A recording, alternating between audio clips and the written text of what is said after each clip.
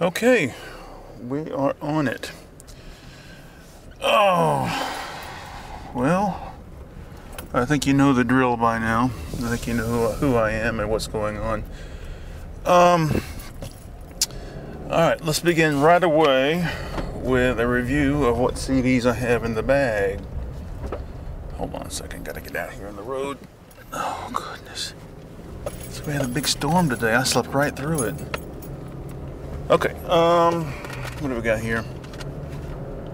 Alright, this is a homemade CD. This is 2 LPs transferred to a single CD. This is Ricky Lee Jones' first album and Carole King's Wraparound Joy. This is Tom Waits' Blue Valentine. What is that? Is she pregnant? Pregnant woman. That's weird. Alright, this is the Conan the Barbarian soundtrack. This is Throwing Muses' University album. Great record. This is Stone Temple Pilots' second album, Purple. Although the word purple is nowhere in the record. This is Ghost's second record. I can't think of the name of the album. This is Miles Davis' Fil de Kilimanjaro. And this is Slayer Divine Intervention, and that's it. Okay. Had lunch with my dad yesterday, and I'm always wanted to play. You know, a lot of the time I'll be listening to music, and I think I'd like to share it with my father. So I brought a couple of things. Wound up only playing one thing for him. Played Tom Petty, You Don't Know How It Feels. And, or whatever the name of the song is. He'd never heard of Tom Petty. I just don't understand my father's lack of interest in music, contemporary music. Alright, let's get down to some topics. Alright, first topic on the list. Alright, Motley Crue. Earlier last week, sorting mail, and the latest issue of Guitar World magazine came through the mail, and on the cover was Nikki Sixx and John 5, and it was part of the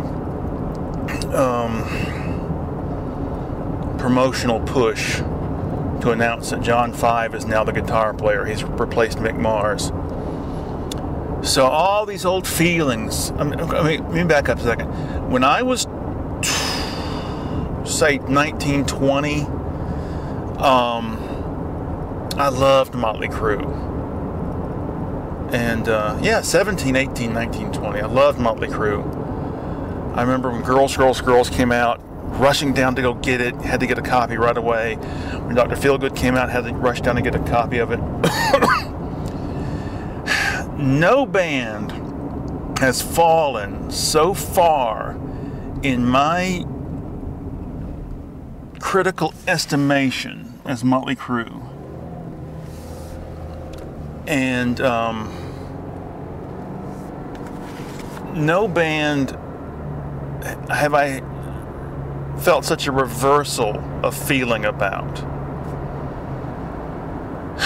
So, but there's a little boy still inside me that sees the pictures of Nikki Sixx and the band in their evil black outfits, and gets the old, and they even used the original logo from the first record, or font, whatever.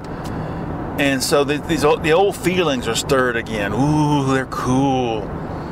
So I brought with me in the car earlier last week the first, second, third, fourth, and fifth albums. That's the first one through Dr. Feelgood.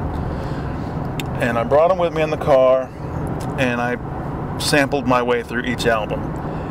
And, yep, I still feel they suck.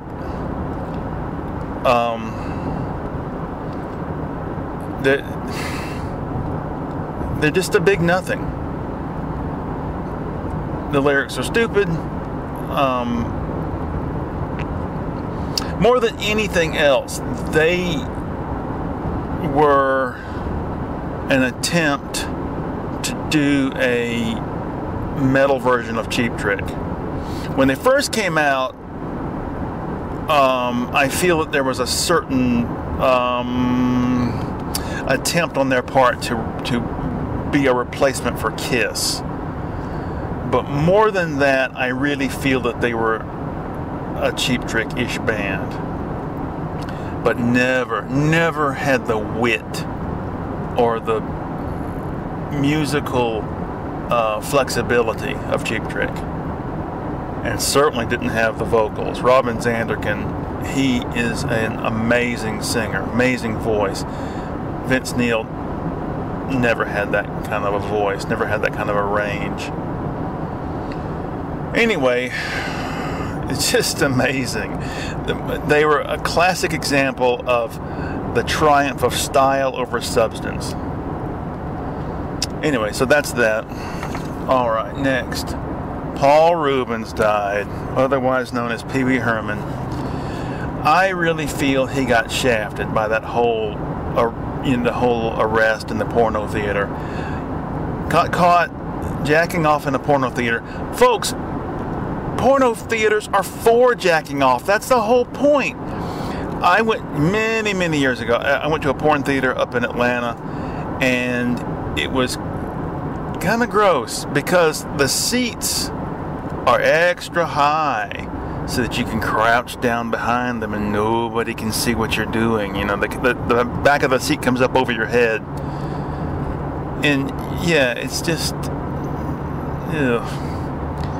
But anyway, aside from that, a couple months ago, my wife likes the TV show Blacklist, and he was he played a character on Blacklist, and it was nice to see him. I just really feel he got shit on. I'll give you a little background, personal background. I used to watch Letterman a lot, and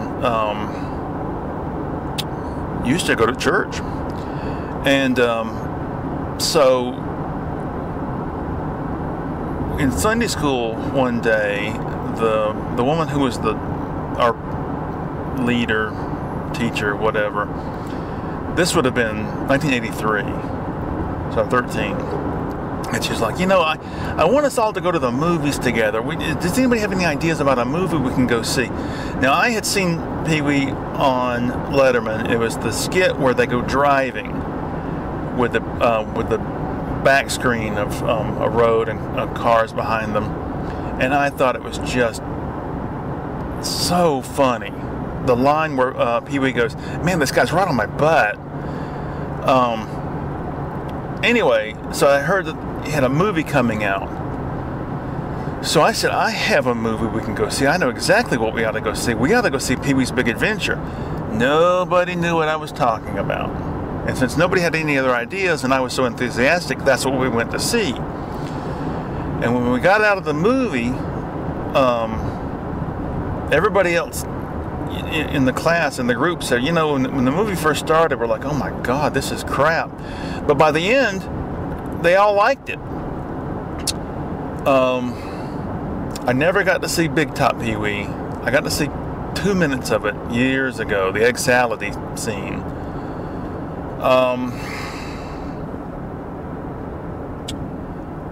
And yeah, then the bust happened. It was just so depressing.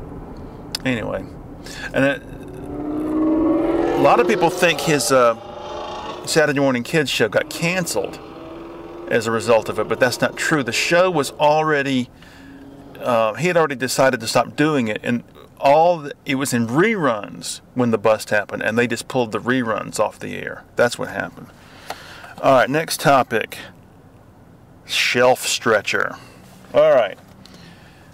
Many years ago, I would have been 16, 17, Probably 17. Yeah, I would have been 17. I got a job at a shoe store at the mall. That's right. Pull out right in front of me because the authority of the redneck trumps all. Anyway, it was this old couple that ran the store. They had been in the shoe selling trade for years. So after I'd been there for a while, they decided to pull a traditional shoe store trick on me. And they said, we need, I can't get these shoes to fit. We need to get a shelf stretcher. Lance, can you go down to the shoe store over here and ask them to borrow their shelf stretcher? Okay, the shoe store around the corner in the mall was part of the same chain. The one I worked at was Butler's, and the one around the corner was, God, it also began with a B. It's part of the Butler Shoe Group. Anyway, this old lady that worked at the other store, she had worked with the old couple back when they ran a shoe store downtown. And I walked in and said, they told me to come borrow your shelf stretcher. And the old lady goes, oh, that's just an old trick they pull on people. That's just something they do. That's just an old thing. There's no such thing. So I go back to the store and I told them, well, Miss Dot told me that, the deal. That's just, a trick. And they go, oh, no, it's not a trick. You need to go to the upstairs to the other shoe store. And I looked at them like, the gig is up. I know it's just bollocks. And the old lady said, oh, Dot ruined it. You're supposed to spend all day looking for the shelf stretcher. And this other guy who had been there about a year, he goes, yeah, they pulled this on me when I first started working here. And I spent hours going around the whole mall back and forth, looking for the shelf stretcher. Anyway, the old man clapped me on the shoulder and he goes, now you're a real shoe salesman. Oh, God. So anyway, I will tell you at some later episode the whole story of my time at the shoe store. That was quite a thing. What's the next thing here? The internet is out. Something happened to our internet, so the last couple of days we've been without access to the internet. And the thing is, you really see how addicted you've become to it once you don't have it anymore. But I will say, I probably got more focused work done last night through being forced to be without it. Because I just set up the MP3 player, ran it through the speakers, and just listened to music and whatnot, and listened to jazz on NPR. So, got some painting done, drawing done, writing done, finished writing a song, even recorded it. So, anyway, the internet provider people, the phone company, said they can't come around and take a look at it until Friday. So, who knows when I'll be able to post the new song or this here episode. Because they'll dick around, I guarantee you. These people in front of me do not know what a green light means. Everybody's so concerned with staring at their phones 24 hours a day that they can't look up. I got the burps here.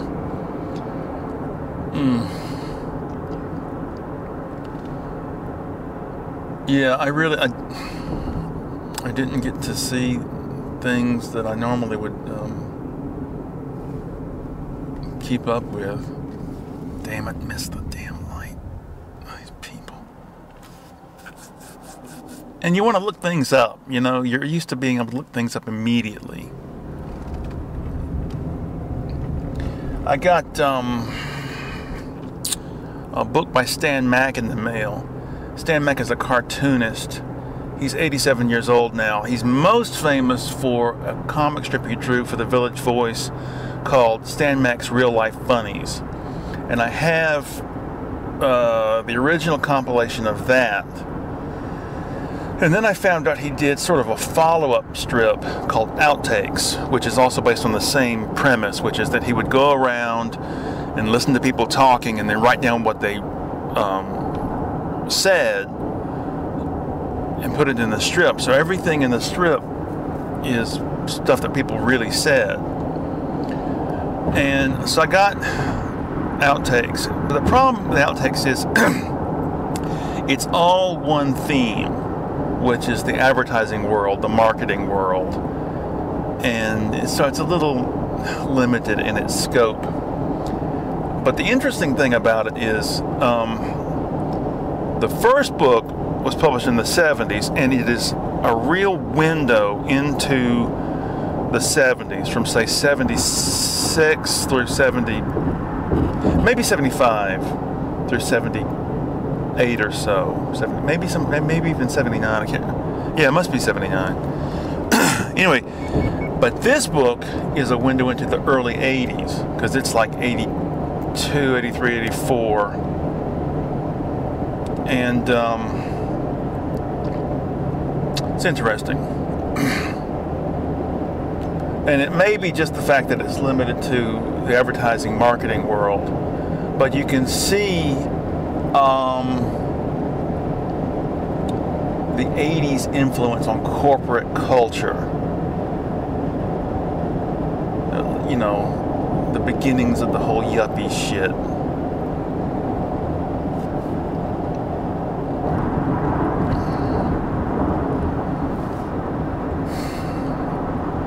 Yeah.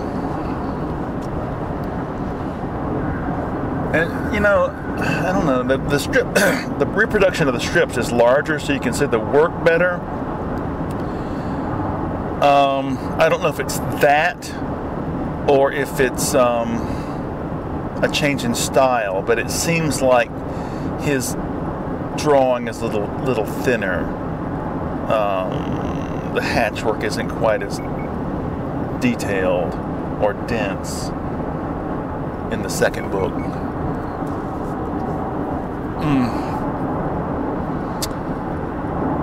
I'm working on this novel right now that's sort of a prequel to a book I wrote years ago featuring one of the characters from the previous book. And the plan is to fill up 4 70-page college-ruled notebooks worth of writing. And that's the novel. So I finished the second notebook this weekend, and I've pretty much hit a brick wall. So I'm going to make the second 2 notebooks just a little more freeform, not necessarily on topic, not necessarily limited to that character and his story. I don't know exactly. It's irritating because when I type up my handwritten stuff, I put it on Google Docs. I don't have access to that. So I've got my 4 or 5 pages worth of stuff I've got to type whenever they fix the internet. Who knows? And last time our internet was out, it took forever for them to figure out what the problem was. What the problem was where the cable or whatever the hell it is comes into the house, ants had gotten in there and slowly gotten electrocuted and drawn more ants in to see what's the problem with their brothers or sisters, and gotten electrocuted until finally the damn thing was full of dead fried ants and it was shorted out our internet. And it may have happened again, who knows. But the thing was working until it went out briefly. Then we jiggered with the phone line or whatever, and it got working. Well, my wife put the furniture back, and it went out again, and we can't get it to work again. So frustrating to have your part of your mental life dependent upon being connected to global communications. But our house is full of books, and there used to be a magazine a long time ago called Horizon. It was an arts magazine, and got out a couple of copies of that today, copies from the 60s, and that magazine was so full of great stuff, every issue. Oh dear, dear, dear. There's nothing like that anymore. I mean, no matter how great or expansive the amount of stuff is on the internet, it just does not compare to being able to open a book and see the reproductions on the page. You can see them better. You can get involved with the material better.